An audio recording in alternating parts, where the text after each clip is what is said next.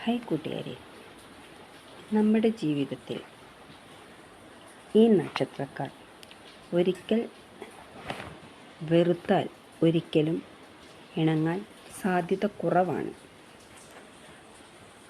അവരോട് നമ്മൾ എങ്ങനെ പെരുമാറില്ലല്ലോ, പിന്നീട് അവരൊരിക്കലും നമ്മളായിട്ട് ഇണങ്ങാൻ വരത്തില്ല. അപ്പോൾ അതേതൊക്കെ നക്ഷത്രമാണെന്ന് നമുക്കൊന്ന് നോക്കാം. അശ്വതി, ഭരണി, കാർത്തിക, രേവതി, പൂയം, അവിട്ടം, ഉത്രം, രേവതി,